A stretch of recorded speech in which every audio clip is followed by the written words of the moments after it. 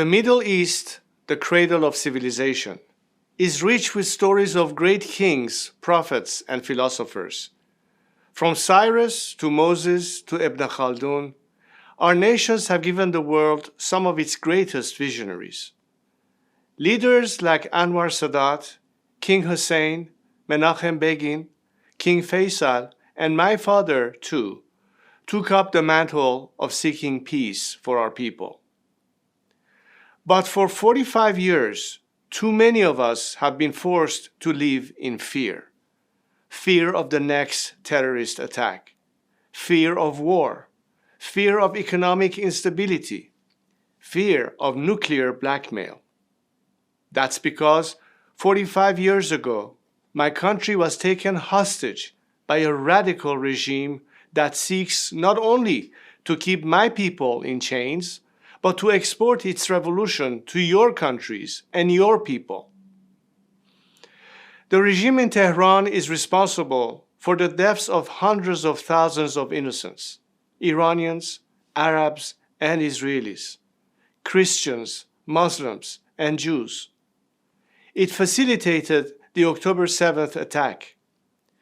It fueled sectarian conflicts in Syria, Iraq, Lebanon, and Yemen. It is trying to unseat the Hashemite kingdom and delegitimize the custodians of the two holy mosques. It uses Palestinians as human shields. And now it has brought our cradle of civilization to the cusp of regional war.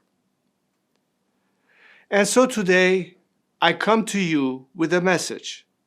This is not the Iranian people's war. It is Ali Khamenei and his regime's war. The tyrant in Tehran couches his warmongering in Iranian nationalism. But he does not speak for our nation. The crimes his regime has committed against you, our neighbors, are an affront to Iranians and our values. For us Iranians, pride in our nation and love of our country do not come at the price of hatred, antagonism, or chauvinism.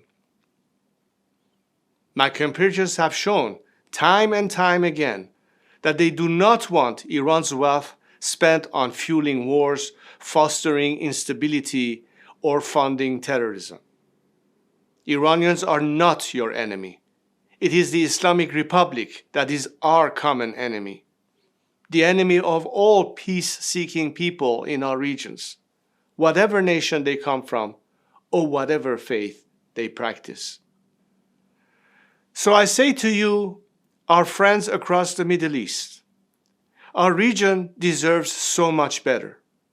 But in order to succeed, first, this regime that has held us hostage for nearly half a century must go. The Middle East is all too familiar with turmoil and upheaval. So I know you might fear change will bring chaos, but fear not.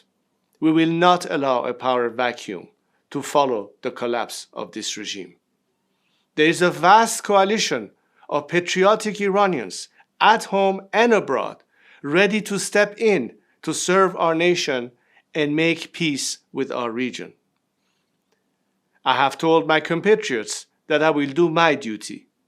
I will step forward at their call to oversee this peaceful transition to democracy and Iran's return to the community of nations.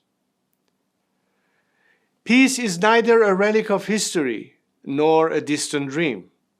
It is a promise we owe to ourselves and our children. And together, we can make it a reality.